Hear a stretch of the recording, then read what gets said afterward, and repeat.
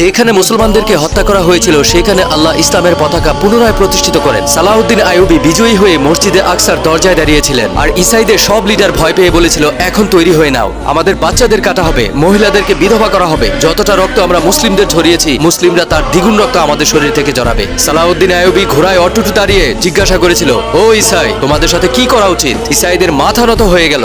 সালাউদ্দিন আইয়ুবী বলল, তোমরা একদিনে 70,000 মুসলিমকে হত্যা করেছো, এখন বলো তোমাদের সাথে কি করা উচিত? এটা বলতে বলতে সালাউদ্দিন আইয়ুবের চোখে পানি চলে এসেছিল। তিনি অনেক কেঁদেছিলেন আর বললেন, আমি তোমাদের সাথে ওইটাই করব যা আমাদের নবী করিম সাল্লাল্লাহু আলাইহি ওয়াসাল্লাম মক্কায় কুরাইশদের সাথে করেছিলেন। যাও, তোমাদের কোনো সাজা হবে না, তোমরা মুক্ত। যে এখানে শান্তিতে থাকতে চায় সালাউদ্দিন আইয়ুবী তার বন্ধু, আর যে চলে যেতে চায় সে এখান থেকে যত খুশি মাল নিয়ে যেতে পারে। ইসাই লিডার বলল, এটা আপনি কি করছেন? সুলতান সালাউদ্দিন আইয়ুবী জবাব দিল, আমি কি করব?